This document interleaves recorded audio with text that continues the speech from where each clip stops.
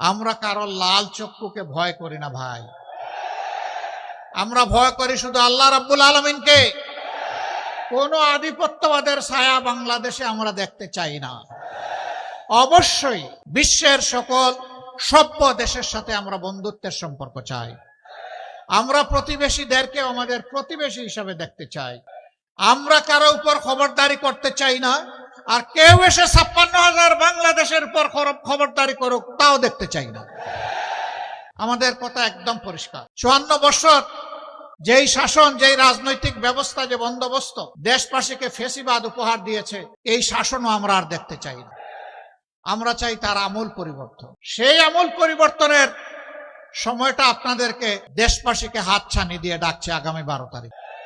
একসাথে দুটি ভোট ইনশাআল্লাহ অনুষ্ঠিত হবে, গণভোট আর সাধারণ নির্বাচন। আমি বলবো গণভোট সফল হলে সাধারণ নির্বাচন সফল হবে, তাই গণভোটের পক্ষে হা বলতে হবে। জুলাই শহীদদের প্রতি সম্মান দেখানোর জন্য গণভোটের প্রতি হা বলতে হবে। আপনাদের বুকের সন্তান আবু সাইদ বাংলাদেশকে পরিবর্তন করে দিয়ে গেছে, গোটা বাংলাদেশকে উদ্দীপ্ত করে তার জীবন উপহার দিয়ে এ দুনিয়া থেকে সে চলে গেছে। সে আওয়াজ দিয়ে গেছে, হে বাংলাদেশ, তোমাদের হাতের তালুতে আর তোমাদের ঘাড়ের উপর, হাতের তালুতে আমার রক্ত, ঘাড়ের উপর আমার লাশ আমি উপহার দিয়ে গেলাম। আমাদের স্বপ্ন বাস্তবায়নে তোমরা শহীদদেরকে ভুলে যেও না।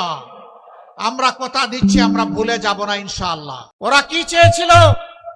ওরা চেয়েছিল একটা দুর্নীতিমুক্ত বাংলাদেশ, একটা বৈষম্য মুক্ত বাংলাদেশ, একটা ন্যায় বিচারের বাংলাদেশ, একটা আধিপত্যবাদ মুক্ত বাংলাদেশ, একটা উন্নয়নের বাংলাদেশ, একটা যুবকদের আকাঙ্ক্ষার বাংলাদেশ। রাস্তায় নেমে স্লোগান দিয়েছিল, উই ওয়ান্ট জাস্টিস। বুক পেতে দিয়ে বলেছিল, আমার অধিকার আমাকে দাও, নইলে আমাকে গুলি দাও। ডানা মেলে বলেছিল, বুকের ভিতরে তুমুল ঝড়, বুক পেতেছে গুলি কর। গুলিকে পরোয়া করে নাই। হে দেশবাসী, আমরা কি আবু সাইদ ও তার সঙ্গী শহীদদের কাছে ঋণী নই? এই ঋণ পরিশোধে আপনারা প্রস্তুত আছেন? সদা জাগ্রত পাহারাদার হিসাবে সবাইকে প্রস্তুত থাকতে হবে। আকাশ, নীল আকাশ, মাঝে মাঝে আকাশে শকুনের ছায়া দেখা যায়। ওই শকুনের ছায়া যেন বাংলাদেশের মাটিতে পড়তে না পারে। আপনারা সাবধান থাকতে পারবেন তো?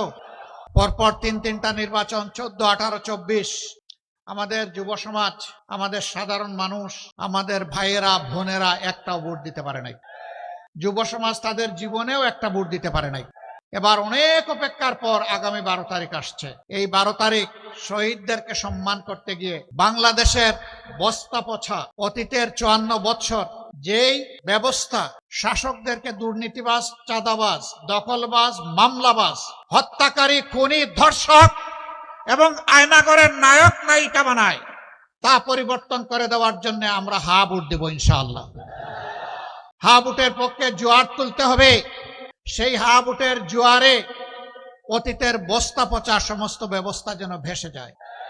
এরপরে নর্থ বেঙ্গলের কিছু বাস্তব সমস্যা আছে। একটা তো আমি বলেই ফেললাম, নর্থ বেঙ্গলকে তিলে তিলে হত্যা করা হয়েছে। এখনো এই অঞ্চল থেকে মানুষ ছুটে রাজধানীর দিকে। 3টা বাস্তব প্রয়োজনে ছুটে: উন্নত শিক্ষা, প্রয়োজনীয় স্বাস্থ্য সেবা এবং একটা ছোট্ট একটা চাকরি। এই 3টার জন্য প্রাণপণে রাজধানীর দিকে ছুটে। আমরা মহান আল্লাহর উপর ভরসা করে কথা দিচ্ছি, ঘরে বসে উত্তরবঙ্গকেই আপনারা রাজধানী বানাবেন ইনশাআল্লাহ।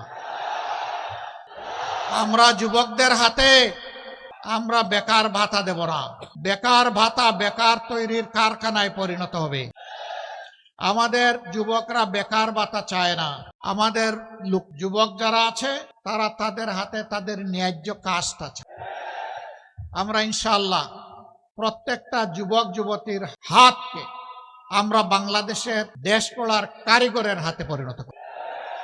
আমরা তাদেরকে বাস্তব শিক্ষা দিয়ে দক্ষতা তাদের হাতে আমরা তুলে দেব।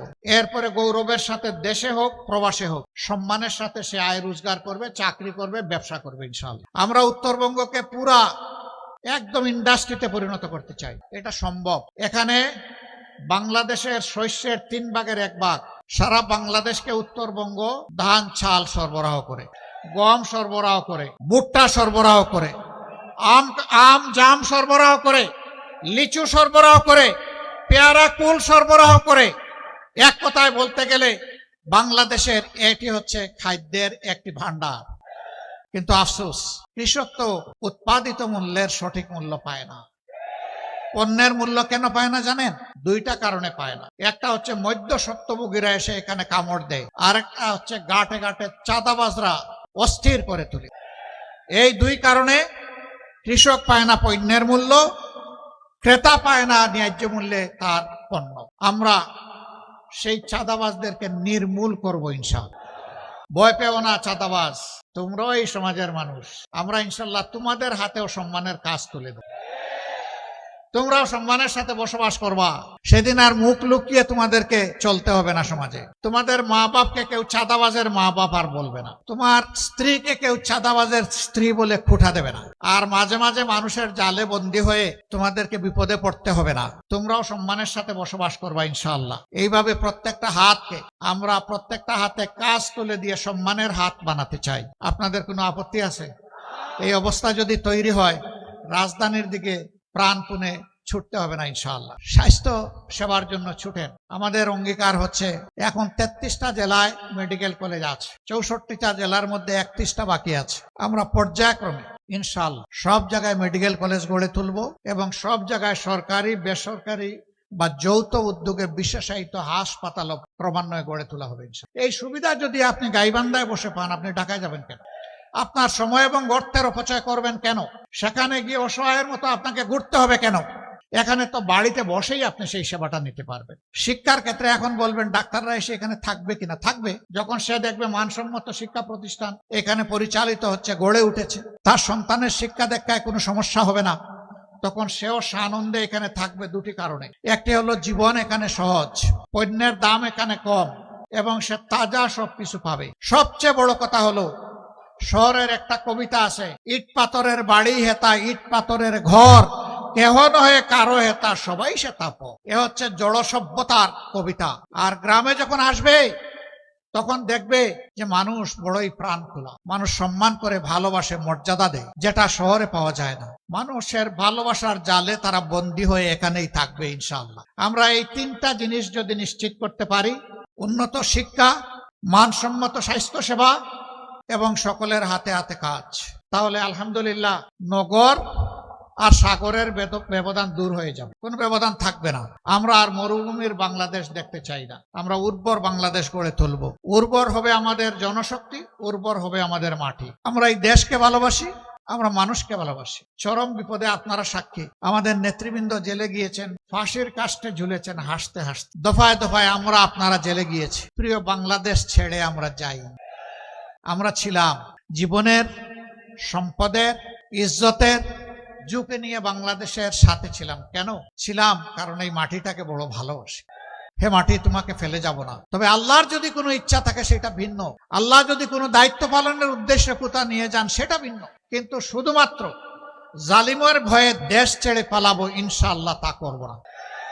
মহান আল্লাহর সাহায্যে ছিলাম, মহান আল্লাহর মেহেরবানিতে আছি, সুখে দুঃখে গোলাগুলি করে আপনাদের সাথেই থাকবো ইনশাআল্লাহ। আমরা যদি সময়ের কুকিল হই, তাহলে সময় যখন আসবে তখন এসে আপনাদেরকে গান শোনাবো কুহু কুহু। ও সময় যখন চলে যাবে ডানা মেলে, তখন আমরা উড়ে যাব। আর যদি আমরা আপনাদের একজন হই, কোথায় যাব? আপনজন ফেলে যাব না ইনশাআল্লাহ, এখানেই থাক। জীবনে মরণে, সুখে দুঃখে মহান আল্লাহর উপর ভরসা করে আমরা একসাথে পথ চলবো ইনশাআল্লাহ। আমরা শিশুদের জন্য তাদের মেধা বিকাশের একটি বাংলাদেশ গড়তে চাই। তরুণ তরুণী, যুবক যুবতীদের জন্য আগামীর স্বপ্ন বাস্তবায়নের হাত হিসাবে তাদেরকে গড়ে তুলতে চাই। আমাদের মায়েদের জন্য ঘরে, চলাচলে এবং কর্মস্থলে শতভাগ সম্মান এবং নিরাপত্তা নিশ্চিত করতে চাই। আমাদের জীবনের চাইতে আমাদের মায়ের সম্মান আমাদের কাছে অনেক দাম। ইনশাআল্লাহ আমাদের সকল মেধা যোগ্যতা দিয়ে মায়েদের সম্মানকে আমরা নিশ্চিত করবো ইনশাআল্লাহ। তারা দেশ গড়ার কাজে সমান তালে, যোগ্যতা এবং প্রয়োজন মোতাবেক তারাও আমাদের সাথে অবদান রাখবে। তারা আমাদের কৃষিক্ষেত্রে কাজ করেন না, তারা বাড়ির আশেপাশে বাগান লাগান না, তারা স্কুলের শিক্ষকতা করেন না, তারা সেনাবাহিনীতে চাকরি করছেন না। রাসূল করিম সাল্লাল্লাহু আলাইহি সাল্লাম তার জমানায় আমাদের মাদেরকে নিয়ে যেতেন যুদ্ধের ময়দানে যোদ্ধা হিসাবে। যুদ্ধের চাইতে কঠিন কোনো কাজ আছে? যদি যুদ্ধে মাদেরকে আল্লাহ রসুল সামিল করে থাকেন তাহলে রাষ্ট্রের সকল কাজে তারা শরীক থাকবেন ইনশাআল্লাহ। এখন যে দুইটি জিনিসের অভাব, সেই অভাব পূরণ হবে ইনশাআল্লাহ। একটা কর্মক্ষেত্রে সম্মান নাই, আর একটা কর্মক্ষেত্রে নিরাপত্তা নাই। আমরা তাদেরকে কথা দিচ্ছি, আপনাদেরকে মায়ের সম্মান দিব এবং জান প্রাণ দিয়ে আপনাদের নিরাপত্তা নিশ্চিত করবো ইনশাআল্লাহ। সব কিছুর উপর অগ্রাধিকার পাবে মায়েদের দিক। সেই বাংলাদেশটা আমরা গড়তে চাচ্ছি। আপনারা কি একটু আমাদের সাথে থাকবেন? ইনশাআল্লাহ যদি আপনারা থাকেন তাহলে ইনশাআল্লাহ আল্লাহর পর ভরসা করে আমরা এগিয়ে যাব। উত্তরবঙ্গে একাধিক কৃষি বিশ্ববিদ্যালয় আমাদের প্রয়োজন, কারণ এটা কৃষির উর্বর ক্ষেত্র। সেরকম কোনো বিশ্ববিদ্যালয় নাই। হাজী দানেশ বিজ্ঞান ও প্রযুক্তি বিশ্ববিদ্যালয় এটা কৃষি বিশ্ববিদ্যালয় না। বেগম রোকেয়া বিশ্ববিদ্যালয় এটি একটি সাধারণ বিশ্ববিদ্যালয়। আমরা ফিল করি সকল কিছু যাচাই বাছাই করে উত্তরবঙ্গে একাধিক কৃষি বিশ্ববিদ্যালয় হওয়া প্রয়োজন। এই ক্ষেত্রে আমাদের বিবেচনায় আশা করি গাইবান্ধা অগ্রাধিকার পাবে ইনশাআল্লাহ। মেডিকেল কলেজের কথা আগেই বলেছি, এখানে ইপিজেড করার সিদ্ধান্ত হয়ে আছে, বাস্তবায়ন নাই।